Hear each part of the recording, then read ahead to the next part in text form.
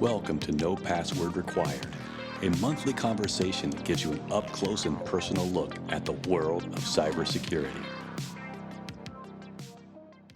Hello and welcome to No Password Required, a podcast dedicated to exploring the minds and personalities that make up the field of cybersecurity. I'm your host, Ernie Fareeduddin, and with me, as always, is my co-host, Mr. Jack Clabby. This week, Pablo Torres is taking care of some personal business and he'll be back with the show really soon. So, Pablo, we miss you, and we look forward to having you back on the show. On the podcast today, we'll talk with Asim Fareeduddin, the Vice President for IT Security and Regulatory Controls Assurance at the RELX Group. Asim is the guy who is never afraid to take a chance, from stand-up comedy to teaching master's-level students at Georgia State University. He's done it all, including one of his greatest accomplishments, high-fiving Busta Rhymes at the 2006 B.E.T. Awards. And speaking of a guy that always deserves a high five, hello to my co-host, Jack Clabby. Hey, Ernie. Ernie, the high five is something that I've missed, along with going to restaurants and going to movie theaters. But I have developed this sort of unnatural, maybe it is natural, this love of fist bumping. Now that, and I was just this morning, I was in a business meeting, and just giving out fist bumps, it just feels somewhat cooler than the old handshake. As much as a fan of handshaking I was, fist bump's kind of where it's at now. You know, and it's interesting. It's almost like the fist bump came around at the right time, too. Yeah. You know, it really it wasn't a thing when you and I were kids. You didn't fist bump. Nobody did that. It's kind of a recent thing, and then all of a sudden it came around at the right time, and here it is. Boom! It saves the day. That's right. During a pandemic. What I tried early on to replace the handshake with like a Roman forearm kind of grasp. Yeah. Because technically, then you're not pressing flesh; you're grabbing onto someone's shirt. But that didn't take off the way that I wanted it to, and so unfortunately here we are. Yeah. We try not to get too political here at the show, but there's one thing I did want to talk about. There's been a lot of talk about job retraining and what's happening in the workforce now with a tightening labor market. But I have to think that for our listeners in particular, there are some good resources to figure out what's happening in our industry, in the cybersecurity industry, but it has always been a demand field. Yeah. But I don't think it's ever been more in demand now. So if you have or you can get training in cybersecurity, you will get a job, and the job payments the salaries are pretty extraordinary. Yeah. Well, that's always something that's I keep highlighting. It's one of those I call it a durable job too.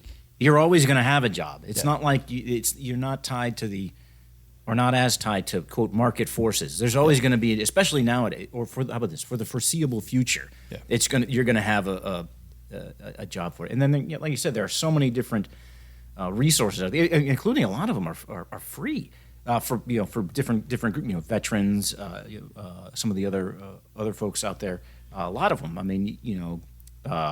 Well, like Cyber Florida does one. I don't want to make a plug for that, but you can check out the website to that.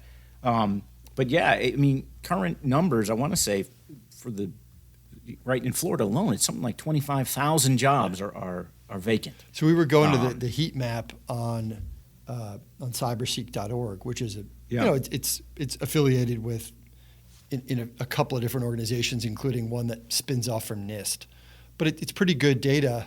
And it breaks it down by which states have the most job openings, and then you can drill down further into where those openings are. But the career pathway piece shows which level, so entry-level jobs, and it breaks it down, then mid-level and advanced level. And the biggest demand right now is for these advanced level cybersecurity engineer jobs, and the average salary is $106,000.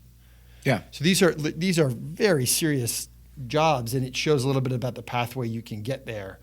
But it really starts with cybersecurity specialty roles or incident analysts, and it's something that we see all the time when when we, and myself as an attorney, when I'm working on a breach response incident and I'm talking to, whoever it might be, it's a CISO, it's an in-house counsel, and we talk about, well, where are you against where you should be in terms of your staffing? And no one ever says we're fully staffed. I've never heard it. That's something that's interesting. That's always been on my mind. We hear about the critical nature of the vacancies and such, but then there seems to be a disconnect with the ability or the how do I want to say it?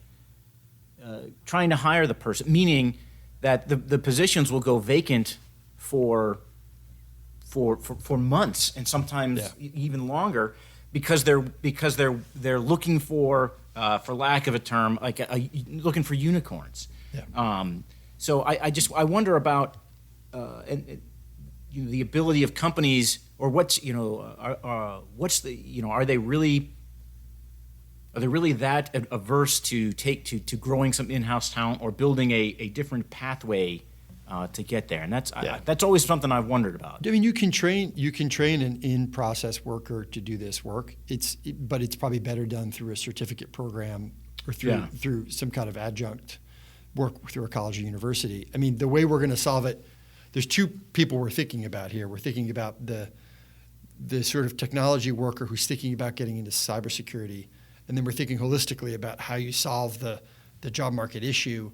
And the latter problem, which is close, I know, to Cyber Florida's heart, is this idea of starting it early in high school into college, where you have where you can offer college majors in cybersecurity, or taking some folks who might be on an auditing path and push them into a cyber assurance path.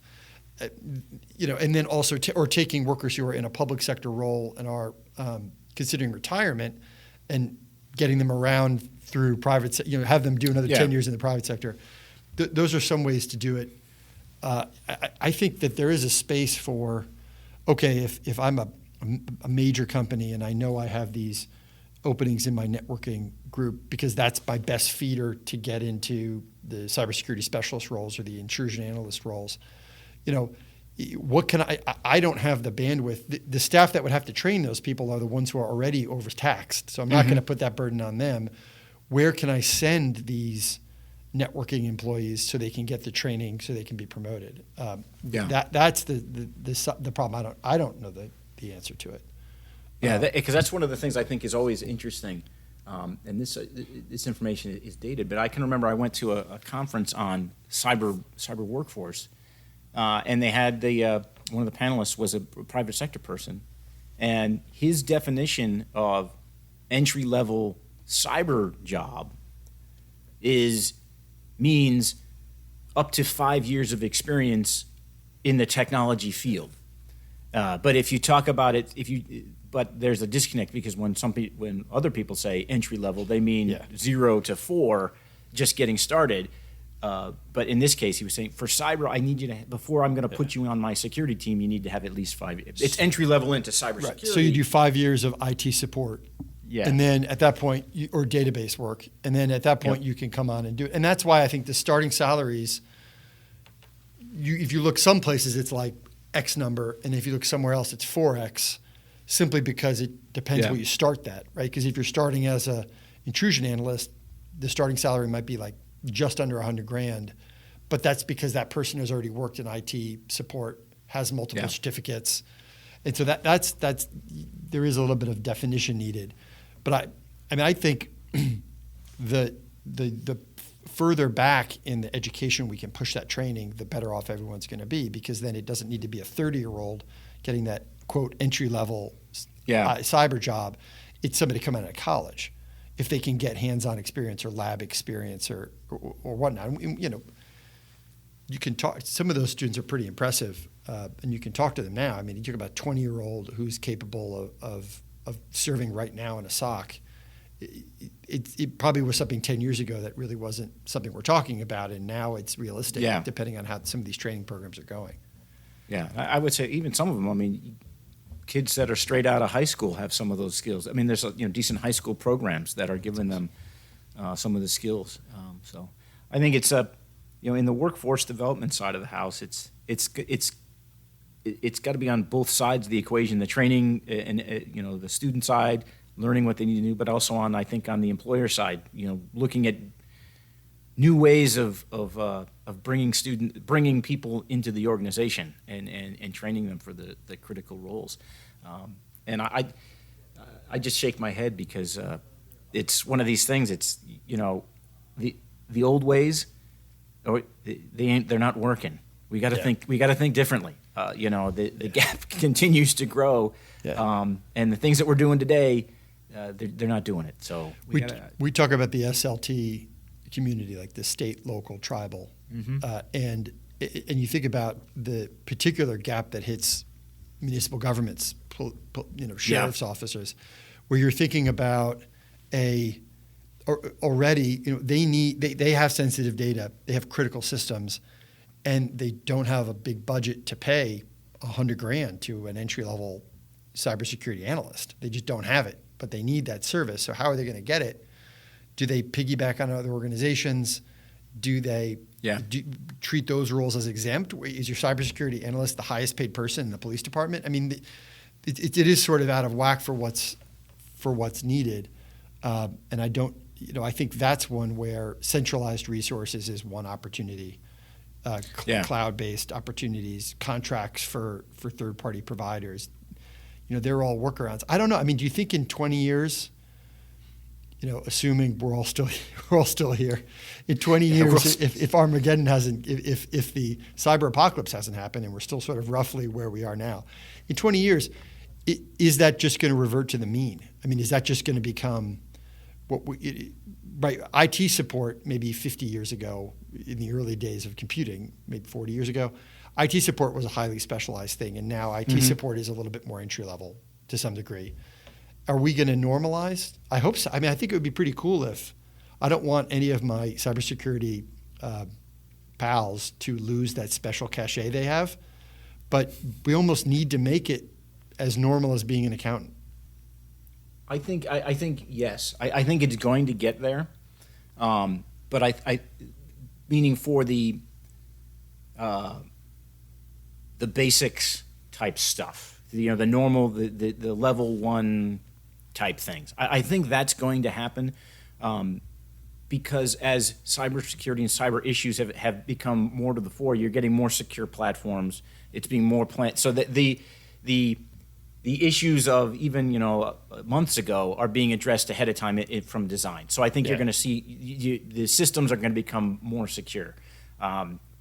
People are becoming more aware of cybersecurity just generally. Yeah. I mean, I was on a call this morning, and these were not cyber people, but they were talking about how their organization doesn't let them click on links and all those. So they knew why, which let's go even a year ago, nobody would have cared about that. That wouldn't happen. So I think you're going to start to see that. I mean, you think about it. Are we going to be able to? I mean, for every 100 soldiers now who are serving the armed forces, maybe I don't know what, half of a soldier is dedicated to cyber warfare. And if that becomes 5 out of 100 soldiers being dedicated to cyber warfare, that's a lot of people who have that training. Yes. And the question is, can you pick them up when they come out? Are we going to be, can we rely on, essentially, can the civilian workforce rely on soldiers who are trained for cyber warfare, defensive and offensive, and incident response? The gamut of the experience for cybersecurity. That's. I think we should at least be trying to capture that and making sure that the veterans understand there's a path to civilian service, and often a very lucrative path. Well, no, that's exactly right. And then going out into the future, we're going to have to figure out how to. I think you're going to start to see a blending of the civilian military, workforce into the future. You're going to also start to see a different way in which the federal government, whether it's federal law enforcement, the intelligence community, and even the military, interacts with the civilian sector in cyberspace. Because right now, in its current state, if you're a private sector company and a nation-state actor comes after you, it takes a long time before. I mean, we talk about hacking back. Well, right now, the only organization that's going to hack back against, Russia is the military. And maybe, wink, wink, maybe some sophisticated banks are doing it. I don't know. Yeah, they shouldn't be. Yeah, they shouldn't be. Yeah, they shouldn't be. Yeah, and if they're doing that, they run some risk doing that. I think the takeaway from some of this is that there is an obligation or of all the folks who are participating in the workforce here, the larger employers could probably do a little more to train talented folks in the pipeline instead of waiting for the perfect person. But if you are someone who is either considering switching to this field or is already in training, the best day to have started in a cybersecurity career of all time is today.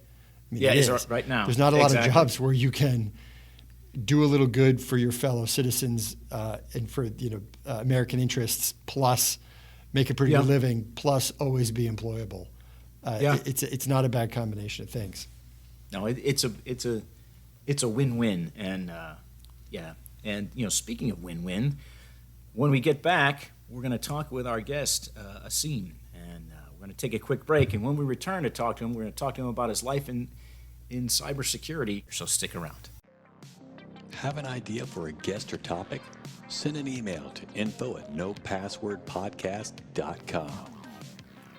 All right, welcome back. Our guest is Asim Fareeduddin. With 20 years in the information security field, his experience includes building and executing audit programs, managing regulatory compliance, privacy laws, SOC reports, and application and network security reviews. Asim, welcome to No Password Required. It's great to have you here, sir. Thank you, and I appreciate the opportunity to be here. I look forward to our discussion. Asim, something that for someone who's in your position, we always like to hear the story for how you got where you are. So can you just break down for us a little bit about your career path that led you to your current role? Yeah, sure. So I know everyone's based in Florida, so hopefully we have some other fellow Floridians listening. I started off at University of Florida. I did the accounting program, the Fisher School of Accounting. Graduated many years ago, as you can tell by the number of years of experience I have. And in those days, as is now, there's a combined program you can do called the MAC program, where you get your undergrad and graduate degree in accounting. And there was a few different tracks you could do, and the track that I chose was the systems track. And I guess I was forward thinking because there was only about 5 of us that did that. The other 2 tracks were audit and tax, which are pretty traditional, right? And everyone's like, oh my God, what are you guys doing? You're not going to have a job. What are you guys doing? So the program basically mixed, I guess MIS or DIS with accounting. And I guess the joke's on them because, we were forward thinking back then and were able to kind of, foresee the future. And obviously there's a very strong need for security professionals. So, kind of along those journeys, I started off with a Big 4 firm doing financial audit and quickly transitioned to doing an IT audit role, auditing financial systems, the security of financial systems, and then, Sarbanes-Oxley hit, which really increased the need for, IT, I'll say IT audit or IT control specialists. Yeah. And then fast forward a few more years and, security breaches started happening. So I left the Big 4 after about 4 or 5 years, and I joined my current organization, helping them with SOX compliance, and kind of like I mentioned, the landscape changed, and there was more focus on security and privacy. So kind of moved up the ranks within my organization, and now I lead a team, and we focus on doing IT security audits across the organization. Was there, at the time that you were at the Big 4 firm, did you achieve your platinum status on any airlines? I did not. Okay. So it's funny you say that. I probably achieved platinum status on, for Avis Rentals, because unfortunately, being in Atlanta, we service the Southeast. So I drove to, South Georgia, all over Alabama. So no, I think I definitely got my hotel points and my rental car points. So it's those early years that have set me with all the frequent flyer and points and all that sort of stuff. And it's funny because I literally haven't really traveled in the last 2 years, and I had to travel recently. I literally forgot how to travel. I'm like, oh, what do I do? I have to take my toothpaste out of my bag. Like those people like, oh, what do you mean my keys will set the metal detector off? So I've turned into one of those people. But it's you learn all of that quickly, and then you lose it quickly. But yeah, I was a road warrior, and I definitely ate a lot of Subway sandwiches in southern Alabama because sometimes you just don't want to test out the local cuisine. So that's interesting. Subway sandwiches in Alabama. That, I think, not to offend any of our folks that live in Alabama, but that may be fine cuisine in that part of the world. Well, if I can go off on a tangent, which I'm sure I've listened to the podcast, so I'm sure there'll be many tangents. So funny story. I was in a hospital. I wasn't in the hospital with a client. I was going to say, was that result of the Subway sandwich? No. My client was a hospital, a medium-sized hospital somewhere in Alabama, and I love barbecue. I like Southern food, and I sometimes I like to see what the locals like to eat, and so I asked our client contact there, I think he was the CFO or the controller of that hospital, and I said, hey, I'm looking for something local. I really want to try something unique, that you guys eat often. And he's like, oh yeah, I've got a great recommendation. I was like, okay. So I grabbed my little auditor, notebook, and I said, well, give me the address and directions, because this was, prior to smartphones where you had to print out stuff on MapQuest and things like that. So he's telling me the address. I'm like, and he's like, oh yeah. He's like, it's great. You'll love it. And I was like, oh, okay. I was like, you didn't tell me the name. And I said, well, what's the name of it? And he said, oh, it's called Applebee's. And I was like, oh, you gotta be kidding me. So needless to say, I didn't go there. And I said, I'm gonna have my Subway sandwich. So. Subway is the same no matter where you go, right? So you know what you're going to get, for better or for worse.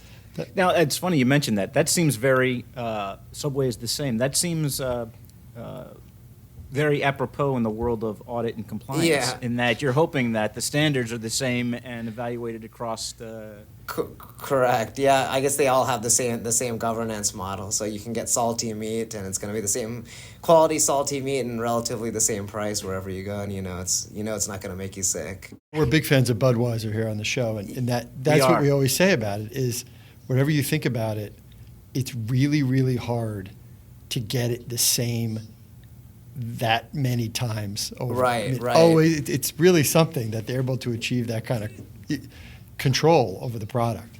I guess all these companies must have, like Six Sigma experts to get it all, it's the same experience. It's like, no matter what Walmart you walk into, you're gonna, the toothpaste is gonna be in aisle 7, and you're gonna get it. So, is your team now, Asim, that does the internal work? Is it also folks who came out of an accounting background, or do you hire from more diverse backgrounds depending on the need? Yeah, so you mentioned diversity, which is something that I'm very keen on, and obviously there's many facets of diversity. So I'd say, gosh, maybe 8-9 years ago, I was hiring people that I guess metaphorically looked like me, right? I was in the Big Four, I had a certain degree, so I hired people that had a few years of experience as senior auditors in the Big Four. So I brought them in, and everybody came in at the same level, and they all wanted to be promoted, and obviously you can't have 10 managers all at the same time. So my right hand, my deputy, he again had the same background as myself, and we in the back of our minds, I'm like, well, let's start hiring from campus. And oh no, we have to train these people, they don't know anything. And then after a while, when people started leaving, because not everyone could be a manager, we took a step back and said, hey, this is not working. So we started hiring from campus, and we could kind of create that Big Four model of career progression, right? So we have a few different levels that folks can come into off campus and progress into, and move up the ranks. So we hire folks that have different backgrounds, computer science degrees, MIS, accounting degrees, and we've hired people that have had experience, say maybe as a programmer or as a DBA or worked in QA and then went back and maybe got a master's in cybersecurity or a master's in IT audit, and we've hired them. So we've been very lucky in that aspect. I definitely would like to get some Florida grads here, but our office is in Atlanta, and I've recruited a lot of folks from Georgia State University, where actually I used to teach part-time as well. So it's worked out very well, and we have a very cohesive team and people from all different backgrounds. I actually hired somebody that used to be an Uber driver, and I think in the 60-minute interview we spent 57 minutes talking about Uber.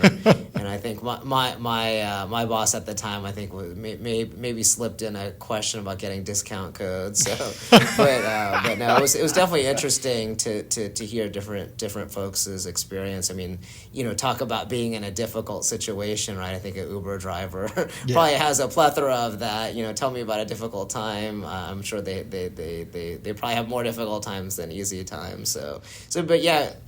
Variable compensation is good. I mean, it's somebody who's worked in a way where they're relying, at least in part, on tips too. Mm-hmm.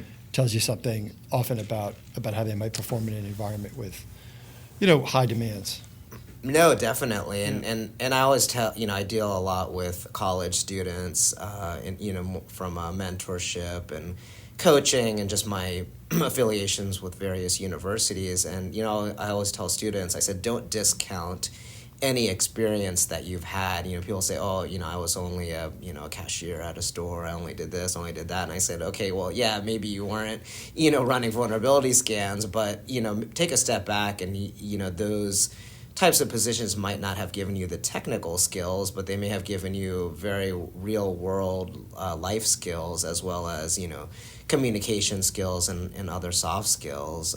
My first job in high school, if Floridians out there remember Eckerd Drugs, that was my first job. I was a cashier, I stocked the shelves, and it was, I want to say it was the most difficult job I had because it was physically demanding, but I learned a lot about customer service and being able to deal with customers in difficult situations, and having a certain level of autonomy and decision making. So I think those are the sorts of things. If there's any students listening, that I would say take a step back, look at your resume, and see what are the skills that you've learned in that job that may translate to life skills, and that could translate into the the corporate or to the technical world. So when you mentioned some of those non-technical skills, what are some of the ones that you look for that you think, if you had to prioritize, to cultivate or to highlight, break that down to like the next level?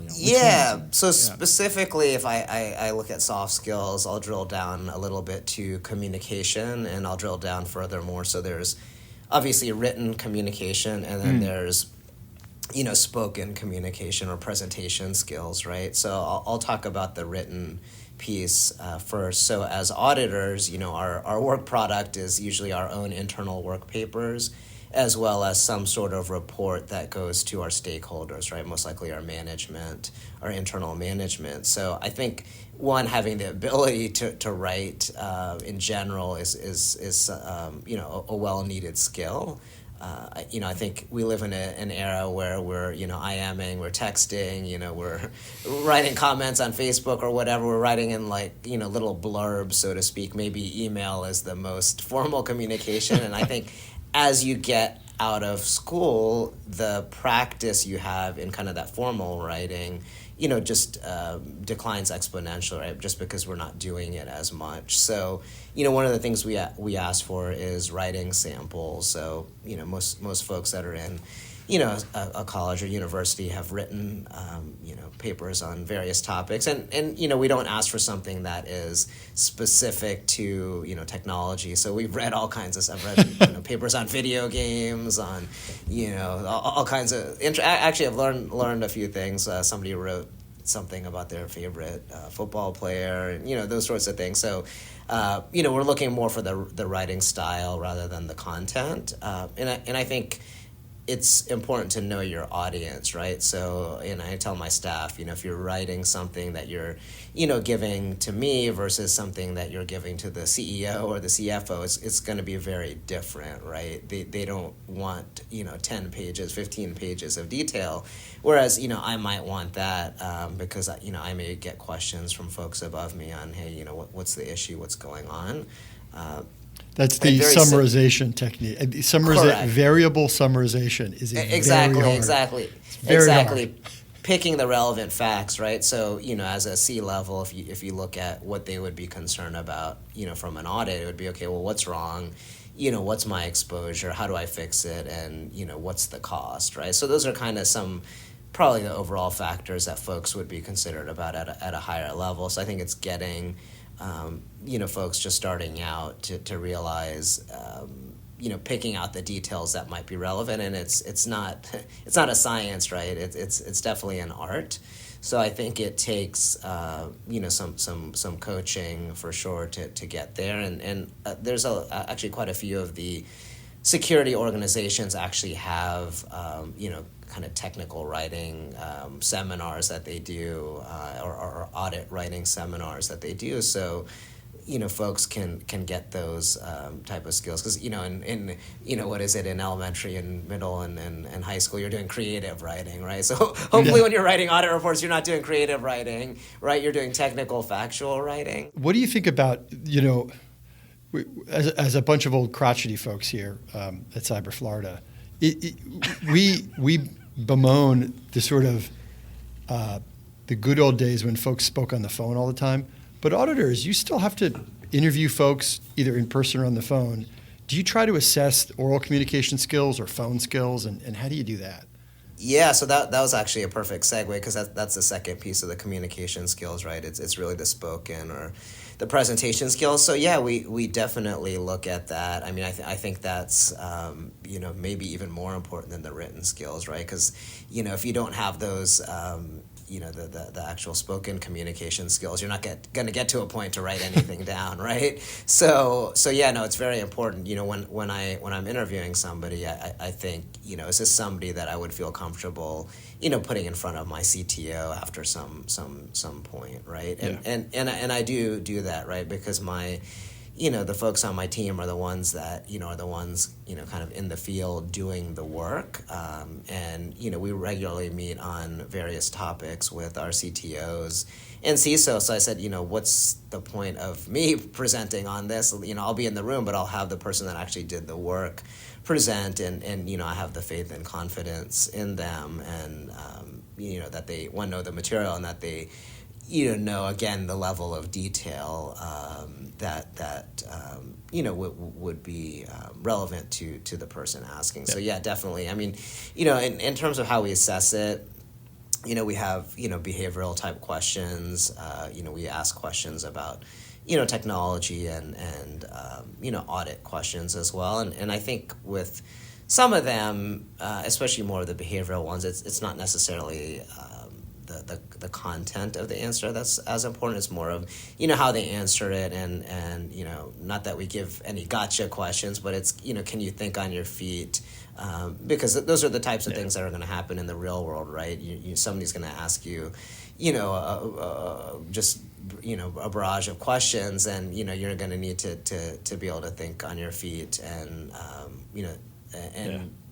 think it's also important to not dance around a question if you don't know the answer, right? I think it's better to be transparent and say, you know what, I don't know that. Let me get back to you, because and that's something that I've learned in my career. I think the more experience you have and the longer you've been somewhere, it actually seems to be more acceptable to say, I don't know, right? When you first start off in your career, like, well, people probably actually don't think I know anything because I'm just starting out, so you kind of try to dance around that, and you end up maybe slipping up, and maybe somebody might call your bluff. So yeah, it's funny because we see people do that, and I just tell them, hey, if you don't know, it's okay, and then they breathe a sigh of relief. We always tell, I'm a lawyer, and we tell the younger lawyers, and they're starting out, if I ever use an acronym that you don't know, stop me, because I'll assume if we keep talking about it, that you know what I mean. And that's always like an illuminating thing. And I can't say how many times folks, are otherwise going to white knuckle it when you start Right. throwing acronyms out. I think sometimes people just throw out acronyms enough just to test folks. And there's enough. Or just make up words. Yeah. Oh, that's a key thing. As a matter of fact, if you that's an art form in itself. Yeah. If you can work either 1980s movie quotes into written documents or in normal formal presentation, and nobody gets it, that's a level. Yeah, exactly. Well, and I think people are nervous, like, oh gosh, I should know this. I'm not even gonna ask because I don't want to look like a fool.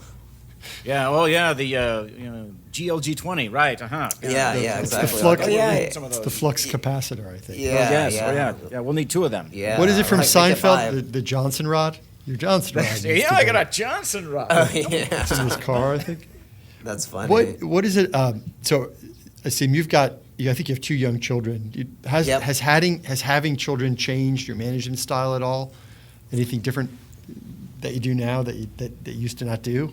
So it's interesting. So one was born well into COVID, and one was about, I guess, 9 months or so.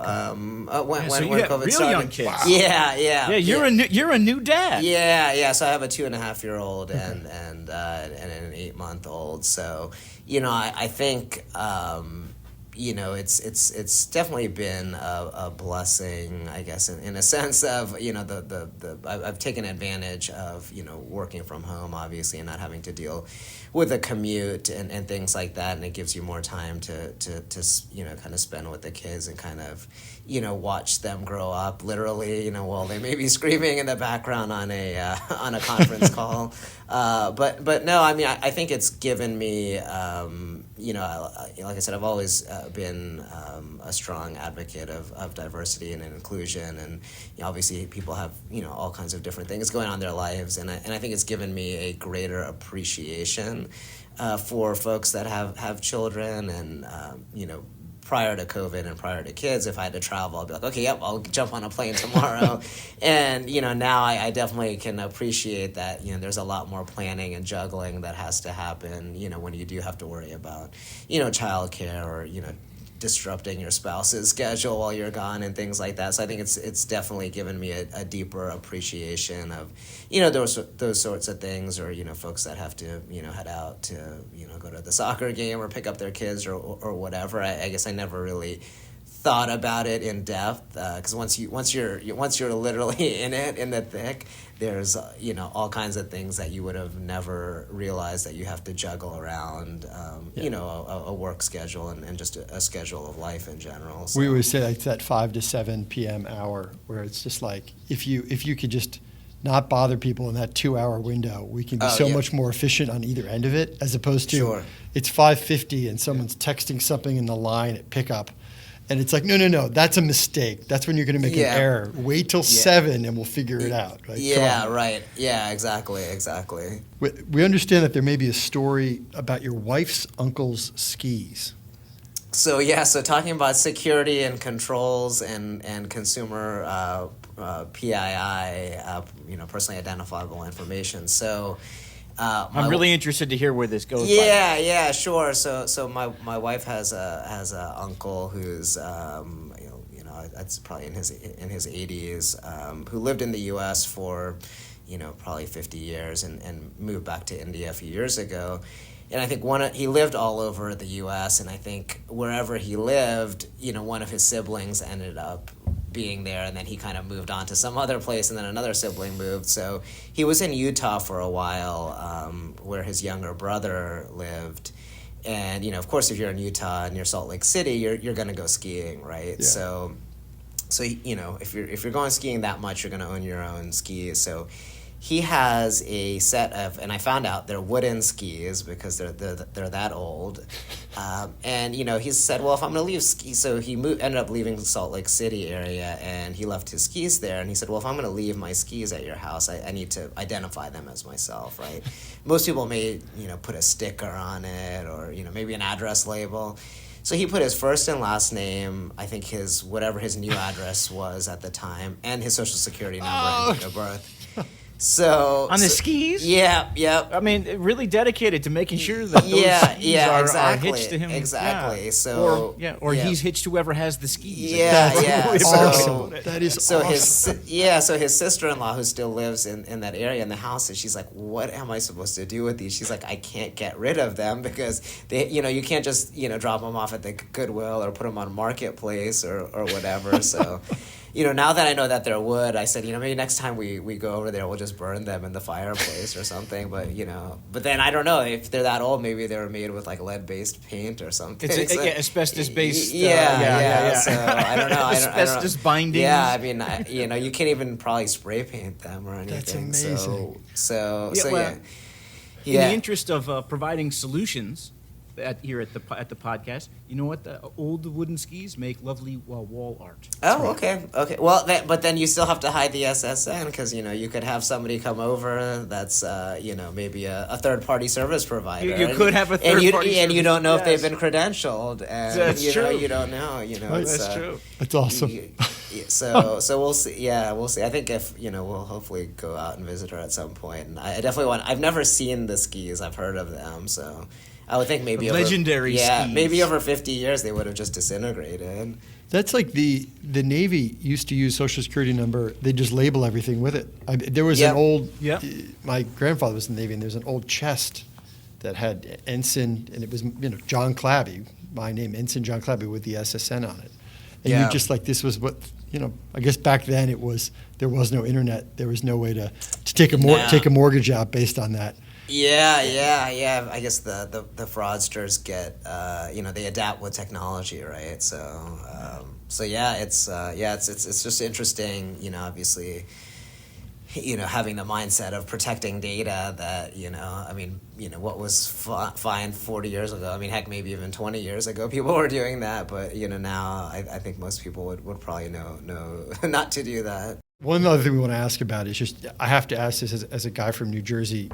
My understanding is that you, in your youth, had a very sweet sound system, an aftermarket sound system that you installed yourself. What do you think it is? Let me ask it in a slanted way. What is wrong with today's youth that they're not doing this as much anymore? That is so funny you say that because that's actually an amazing question. So an aside, I was actually I was born in New Jersey, but pretty much grew up in Florida, and that is my exact sentiment as well. My parents still live in South Florida, and I would like when I would go home. They live kind of on the corner of a major area in their subdivision, and you'd always hear the bass or you'd hear the loud exhaust. And over the years, you just stop hearing that, and you literally don't hear. Loud. You hear, car exhaust a little bit, but you do not hear the stereo systems anymore. And I'm deeply saddened by it. And I'm like, I wanted to pull the annual report for like these car stereo companies, and they probably are talking about market forces where their sales are declining because the youth are not, partaking in this sort of activity anymore. No, it's.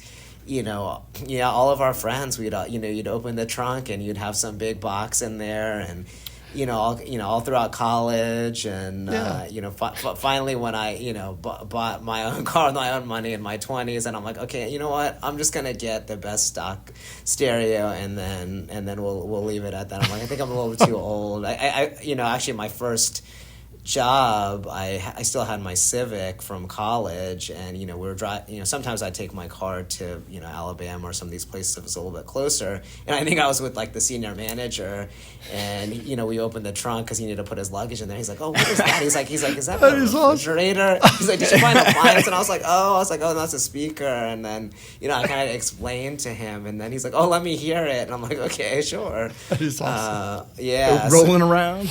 Yeah, exactly. Well, and especially with like a Civic, it would rattle everything, and then the screws would come loose and all of that. But it's fun, I definitely I think when I become older and senile, I think I'll find an old car and put in a stereo system Awesome. if you can still find it. Well, the thing is now back in the day it was CD players and all that, so now everything's Bluetooth, and they've got the screens and all of that sort of thing. So no, I definitely love to do that. Get an older car and kind of maybe 90s 90s. I say why wait? Yeah, I say why wait? Yeah. I mean, That's a good point. Because here's the other thing.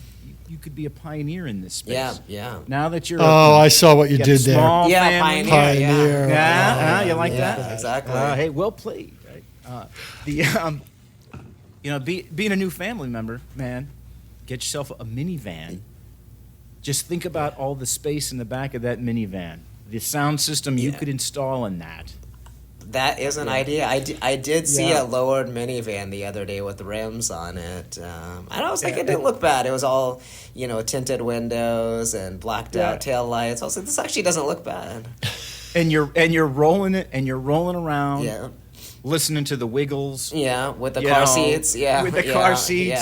yeah. It's just listening to the Mickey Mouse Mickey Clubhouse. Mouse- Mickey Children's Mouse Club. children's Yeah. music is a choice, and you get to make it. You don't have to. Yeah, you don't. You don't have to be the Wiggles. Yeah. I find myself singing the Elmo song, and I'm like, oh man, I'm not.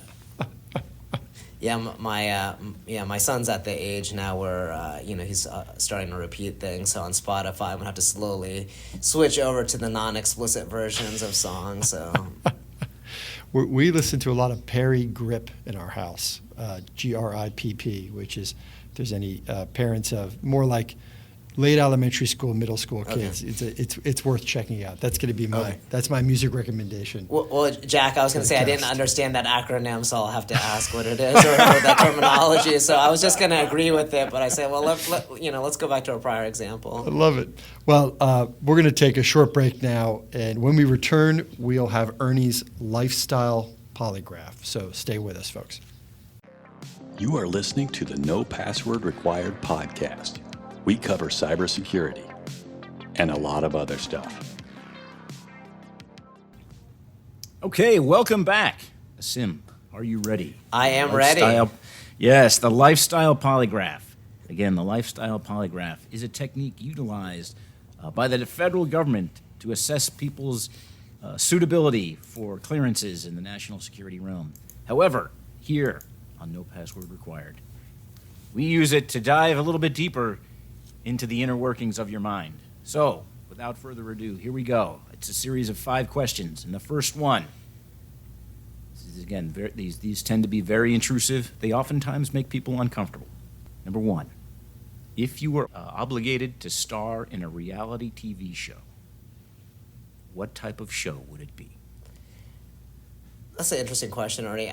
I won't tell you the type of show. I will tell you actually this specific show because it exists. I think it would have to be without a doubt Pimp My Ride. There you go. Yes. Perfect. And I think I would like to be Exhibit's character because obviously the contestants, if you will, switch out every week. So maybe actually no. I think I'd go on one week as a contestant and see if I could find my old Civic and then have them pimp that ride and then. Have Exhibit's character, the rest of it. I don't even know if the show still comes on, but I remember I was watching it actually years ago, and they actually had Arnold Schwarzenegger on there when he was governor of California, so it was pretty funny. Well, if it's still around, I mean, you got a shot now. Yeah, right? yeah, I mean, yeah, you know? yeah. No, I'll have to do that. That was up. it was just a great self-contained show. It would just It beginning, end, resolution, done. Right? Like now it would be perfect for, I don't know if you can get it on any streaming platforms, but talk about like a bingeable kind of mindless, kind of nice escape program. I would love to watch that show. I have to look into it. Yeah, I was reading, I guess I don't know if it's still on the air, but I think years later there was all these controversy around the show because they said, people's cars, it broke down the next week. They never actually rebuilt the engine, or people messed up the cars even more and submitted them and things like that. So I think I did see there was like the oral history of Pimp My Ride, and they would yeah. And I think they found Exhibit and they interviewed him for that. Oh yeah, who was just fantastic. I haven't was seen good. him in a while. I'm hoping he's out there hosting something. Yeah. All right, well, maybe he's getting a degree in cybersecurity for lucky. That's right. We need You know, we need them. We need. Pimp my we do. router, pimp my firewall, maybe. Now that's an idea I think we could get behind. Yeah. Pimp my router. Pimp my router. Oh. You know, Jack, your dad jokes are coming. No, that along. was Yeah, Asim's yeah. joke. Just That was to mine, be yeah. fair. Yeah, there was He a gets Asim- oh, credit yeah. for that. I've been Oh, telling yeah, dad, that- yeah, I've been telling Well, you- dad jokes since I was Asim, 15. you got it, man. Yeah. You got that going. Yeah, yeah, Well no, played. definitely. Well yeah, played. Yeah. All right, number two. Question number two. Again, here we are. This can be a little upsetting. What is the greatest toy from the 1980s? I would have to say Transformers for sure. Transformers, huh? Yeah. Transformers. I mean, one is interactive, and two, they were basically, most of them were cars or some sort of, vehicle, and then you had the cartoon to go along with it, and now you've got the Transformers legacy, so you got multi-generational, appeal. Yeah. I got a question about the Transformers. So this is always kind of something that bothered me, and as a Transformer aficionado, Megatron turns into a pistol. I mean, Optimus Prime turns into an 18-wheeler. Yeah. I get that. That's a big. Yeah. And even if he stands up, this guy turns into the head bad guy turns into a handgun. I mean that fits in your hand. Yeah. And so why doesn't the 18-wheeler just run him over? I guess it's like rock, paper, scissors or something. I don't know. Is it? Yeah. Yeah. Well, and the strange thing is it's not like he's mobile on his own. I mean, I guess he kind of flew through the air or whatever. But Yeah. You turn into the gun, you just kind of flop over. Laying on the pavement. Yeah, it doesn't make any sense. I mean, an 18-wheeler, obviously you can just barrel through anything. And then that toy was really cool because you had the cab and then you had the trailer, so it was almost like two toys in one. Yeah. Yeah. Now, do you think there was a time, on a side note, do you think there was a time when the Transformers toys, I'll call it, jumped the shark? I'll hold my opinion, but when they went from they're cars, they're jets, handgun maybe, but now they're turning into, oh look, it's a Transformer that turns into a building. Yeah. Yeah. Well, yeah, that wouldn't make any sense. Yeah, I mean, maybe. Yeah. And then what do you do if it's South Florida and there's a hurricane coming through? Yeah, because I was thinking about, remember the ones that turned into the dinosaurs? Oh yeah, Dinobots. Yeah. Yeah. Why would you go from being a person to a dinosaur and back and forth? There was a backstory where they were like from the past or something. Yeah. They tried to, I don't know, the term I think is retcon. They tried to write around that, I think, right? Didn't they tried to say that they were here like millions of years ago and then were dormant, and at the time when they set what they transformed into, it was only dinosaurs and not Mack trucks. I could be that could be something I'm making up, but it sounds right. And I think too they're just so big and ferocious that they don't even it's almost like retro power, right? They don't need guns or firepower. They just had their brute strength, and probably just their roars would make people make Optimus Prime drive away. Yeah, exactly. Yeah, I mean, heck, you see a Tyrannosaurus Rex roaming through the streets. Yeah, I mean, I would jump up in my Civic and hightail out of there. Yeah, well, exactly, and you'd have to keep the music down because they're attracted to vibration. They are. That's right. Zigzag, I think. You have to zigzag. Yeah, what is it? Yeah, you can't outrun them in a straight line. Oh, it's like an alligator, right? You have to. Yeah, I don't know if that's an something to that urban effect, legend or if that's actually true. I don't want to test it out and get that close to an alligator, but Yeah. Okay. Number 3.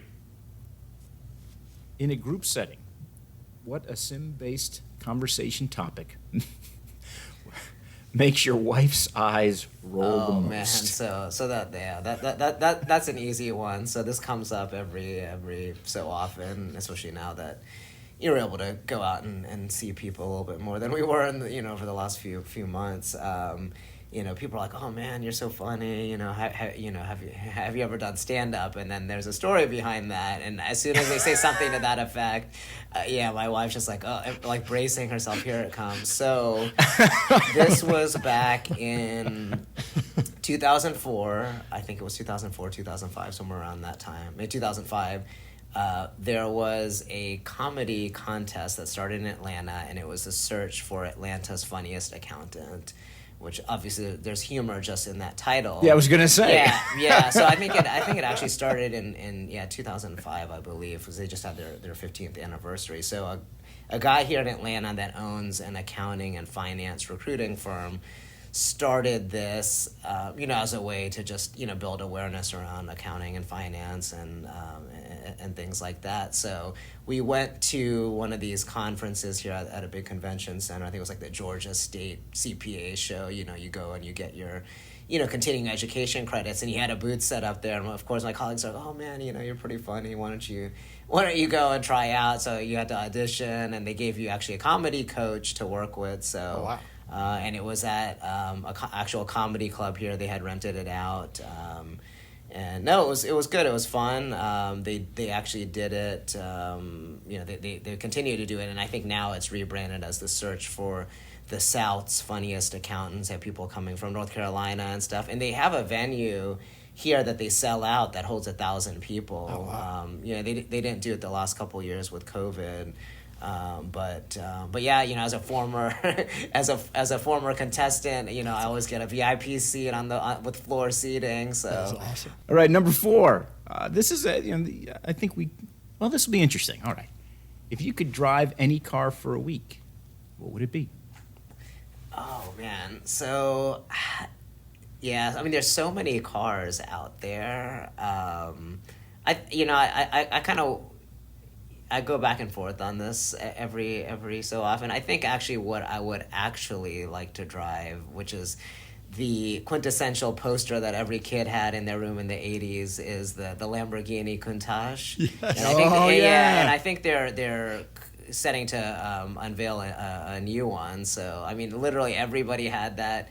There was a poster of a white one, there was a poster of a red one. I think I had both of them. So I think that would definitely. I mean, it's just an iconic car from and it's got that Miami Vice, that kind of opulence of the 80s, going with it. So whenever. And I think there was a Transformer character. Oh yeah, there was. Yeah. I forget the name, but there was, and maybe even like, I don't know if you remember GoBots, which was GoBots. I think Yes, GoBots had one too. You've got that, and of course you had the Magnum PI Ferrari, but I think I would go for the Lamborghini for sure. Well, both fine Italian pieces of equipment. Yeah, exactly. Many a Trapper Keeper cover was a Lamborghini. Yes. Oh yeah, I think I had. Many a I Trapper had the Trapper Keeper. It's funny you mentioned Trapper Keeper because for office supplies I use a mechanical pencil, and I have one of those composition books that looks like a cow. Oh. And we'd be in meetings and like some of my colleagues were like, "Man, you use the most retro office supplies." I'm like, "No, I love the mechanical pencil because you can erase it. You don't have to worry about sharpening it." And I told them, I said, "I'm gonna find an old school Trapper Keeper one day and bring it in." What a great design, too. No reason it should ever have gone out of style. It just keeps everything nice, and it still allows you to have all the benefits of a binder. So no, it's perfect. It's one of those engineering marvels that that I'm surprised that it's gone. Is it still around? Well, I mean, slap bracelets are back. So maybe it's just a matter of timing. Okay. What about a hacky sacks? Have they made it back? I think. They are on the roundabout now. I'm not sure they are. Don't tell me they ever left, please. Don't tell me. Yeah. Well, I learned don't ever throw anything away or give anything away, especially from a fashion perspective, because everything will always come back. Yeah, I keep telling myself that. Yeah. But I never stop. Maybe my problem is I just never stop wearing it. Yeah. One day this is gonna come back, and you're gonna say, "Oh, I knew him then." Yeah. 30 years, everything will come back. Just give it 20 or 30 years. That's right. And they'll look back, man. Asim, he was a pioneer, man. He was way out in front of everybody with fashion. Okay, here's number 5. What's the piece of advice that you are most looking forward to sharing with your kids? Sure. I'd say live life to the fullest and take advantage of the opportunities that are in front of you, and seek out advice from those that have been in a position before you, right? I think a lot of times, you take things for granted.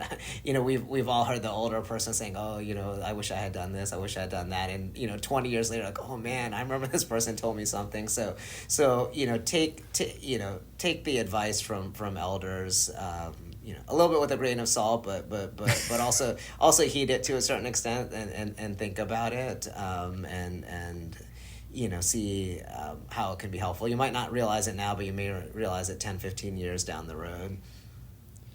Now, that's actually pretty decent advice. Yeah. Can we there may be, I don't know if we have time for a bonus one. Sure. We do. All right, can we just ask one bonus one, Asim, which is, what's the most random thing you've ever done?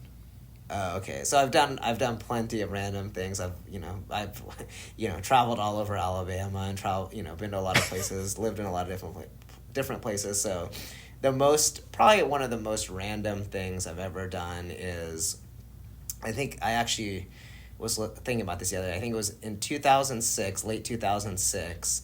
I was a seat filler for the B.E.T. Hip Hop Music Awards in Atlanta. If you guys have ever been to Atlanta, we have the Fox Theater on, of course, on Peachtree Street, because everything in Atlanta is on Peachtree Street.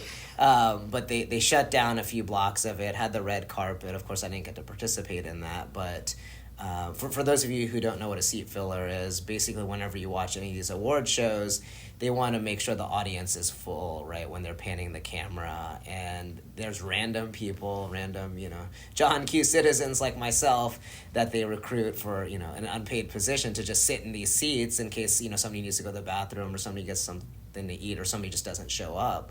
So long story short, me and a friend of mine, actually one of my very close friends who I've known since elementary school, we both were living in Atlanta at the time, and we both ended up in the second row and sitting right behind Busta Rhymes. Nice. And, obviously he hasn't made any new music in quite some time, but in 2006 he had some new music and he was winning some awards. And so every time he got up, I would, jump on his back, practically high-fiving him. My friend was like, you need to calm down. And he's a big guy. Never really thought about how big he is, but just high-fiving him, his hand is probably the size of my entire head. He could have, palmed it like a basketball or something. But yeah, there was all kinds of folks there. Evander Holyfield was there, Snoop awesome. Dogg, T.I. was just becoming big at that point. Flava Flav was there. Oh. Some Did he have the clock? He did have the clock. Oh, He did have the clock. And I think they had just come out with this Dodge Nitro SUV, so he was kind of the spokesperson. So they had one on stage, and he had his clock, there was a lot of one of the girls from the Cosby Show, I think Rudy, forget her real name. She was there. Atlanta obviously has a big music scene great. in general. Ludacris, was there. He lives here, so. And I'm a big hip hop fan, a big '90s hip hop fan. So there was all things '90s, of That's course. fantastic. But there was all kinds of celebrities. So we didn't have to move the entire time. Literally people to the left and right of us, had to get up because whoever was sitting in their seats. And I think T.I. was maybe like 2 seats down from us. But yeah, I can't remember who Busta Rhymes was sitting next to. Probably not somebody as famous as him, but yeah, he was going crazy. There was I think a high school, like a band or a high school dance team, and they came out and did a dance to some new song that had just come out, and he was really jamming to it. And I told him, I said, hey, I've got a system in my car. We can go out and listen to this when we're done here. If you want to do some dancing in the street, I'm down for that. But no, they had very specific rules. They said, this was before smartphones, where they said no cameras and no patronizing with the attendees. So I don't know if jumping up and slapping somebody on the back was part of those rules, but when you're in the thick of it, you're like, I don't care, I'm just gonna do it. So That's fantastic. What an adventure. That's a great Atlanta mid-2000s thing to have. Yeah, what a no, time, exactly. time and a place. Yeah, no, it's funny, and every now and then I'll just talk to my friend. I'm like, yeah, you remember that? And yeah, he was like, man, that was pretty random. Yeah. Remember that time when we were at the we were music hanging out- awards? we were hanging out with Busta Rhymes. Busta Rhymes? Yeah, hanging out. Oh, It's a you know, stretch, but, My friends in the I'd industry. forgotten about that. Yeah. Well, I tell you what, that brings us to the end of this particular segment. Asim, thank you for joining us. And thanks for participating in this. If our listeners want to connect with you, what's a good way they can get a hold of you or find out more about you? Yeah, sure. So just connect with me on LinkedIn. You can just I'll phonetically spell my last name. It's Fareeduddin. And the first name is Asim. So if you find another Fareeduddin, it's probably going to be my wife, sister, or mother. So you can just kind of figure out which one is me. So because the other ones are female and I'm not. So well, thanks. I appreciate the time, and would love to connect with anybody if you have any questions about security or career advice or navigating the the college or university curriculums. Definitely feel free to reach out to me. Would love to help. And it's been an absolute pleasure having you on today's show. Sure, and the pleasure is all on this side of the table. And I'll gotta tell you. Yeah. I was hoping I'll let you guys catch that reference. Roger. Well, that brings us to the end of our program. Thank you for joining us. First and foremost, I have to thank my always entertaining, energetic, and exciting co-host, Mr. Jack Clabby. I'd also like to say a special thank you to our guest, Asim Fareeduddin. And if you're ever in the Atlanta area, rolling around, and you hear a minivan blasting out some Busta Rhymes, and that minivan's been tricked out, I'll bet you it's going to be our friend Asim riding behind that. So, that said, remember to rate, review, and subscribe to the No Password Required podcast, and send your questions or comments to info@nopasswordpodcast.com. And if you share your info, we'll send you some swag. That's right, we've got organizational swag. We'll send it your way. I'm Ernie Fareeduddin. Thank you for listening, and we'll talk again soon.